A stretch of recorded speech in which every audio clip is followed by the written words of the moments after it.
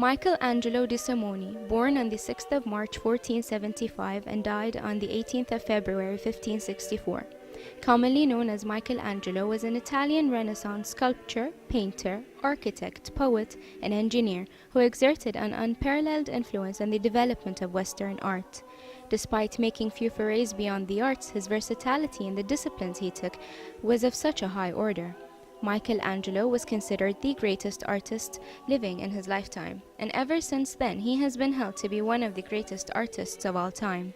A number of his works in painting, sculpture, and architecture rank among the most famous in existence. His output in every field during his long life was phenomenal, when the sheer volume of correspondence, sketches, and reminiscence that survive is also taken into account. He is the best documented artist of the 16th century. The Laurentine Library is a historical library in Florence, Italy, containing a repository of more than 11,000 manuscripts and 4,500 early printed books. Built in a cloister of the Medici family, Basilica di San Lorenzo di Frenzi, under the patronage of the Medici Pope. The library was built to emphasize that the Medici family were no longer mere merchants but members of intelligent and secular society. It contains the manuscripts and books belonging to the private library of the Medici family. The library is renowned for the architecture planned and built by Michelangelo and is an example of mannerism. Architecture.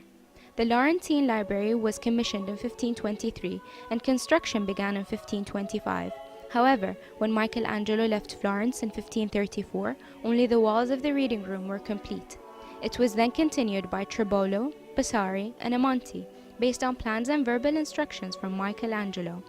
The library opened by 1571. In this way, the library integrates parts executed by Michelangelo with others built much later in an interpretation of his instructions. The Laurentine Library is one of Michelangelo's most important architectural achievements. Even Michelangelo's contemporaries realized that the innovations and use of space in the Laurentine Library were revolutionary. The admirable distribution of the windows, the construction of the ceiling, and the fine entrance of the vestibule can never be sufficiently extolled. Boldness and grace are equally conspicuous in the work as a whole and in every part, in the corniche, corbels, the niches for statues, the commodious staircase, and its fanciful division in all the building, as a word which is so unlike the common fashion of treatment that everyone stands amazed at the sight thereof. Vestibule. The vestibule, also known as the Rossetto, is 19.5 meters long, 20.3 meters wide, and 14.6 meters tall. It was built above the existing monastic quarters in the east range of the cloister, with an entrance from the upper level of the cloister. Originally, Michelangelo had planned for a skylight, but the Pope believed that it would cause the roof to leak, so clerestory windows were incorporated into the west wall, lit by windows and bays that are articulated by pilasters corresponding to the beams of the ceiling, with a tall constricted vestibule that is filled with a stair that flows down from the library itself. The library is often instanced as a prototype of mannerism in architecture. Staircase. The plan of the staircase changed dramatically in the design stage. Originally, in the first design in 1524, 2 flights of stairs were placed against the side wall and formed a bridge in front of the reading room door. A year later, the stairway was moved in the middle of the vestibule. Tribolo attempted to carry out this plan in 1550, but nothing was built. Amonti took on the challenge of interpreting Michelangelo's ideas to the best of his abilities using a small clay model, Santi material, and Michelangelo's instructions. The staircase leads up to the reading room and takes up half of the floor of the vestibule. The treads of the center flight are convex and vary in width, while the outer flights are straight. The 3 lowest steps of the central flight are wider and higher than the others, almost like concentric oval slabs.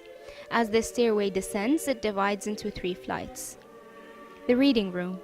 The reading room is 46.2 meters long, 10.5 meters wide, and 8.4 meters high. There are 2 blocks of seats separated by a center aisle, with the back of each serving as desks for the benches behind them. The desks are lit by the evenly spaced windows along the wall. The windows are framed by pilasters, forming a system of bays which articulate the layout of the ceiling and the floor. Because the reading room was built upon an existing story, Michelangelo had to reduce the weight of the reading room walls. The system of frames and layers in the walls' articulation reduced the volume and weight of the bays between the pilasters.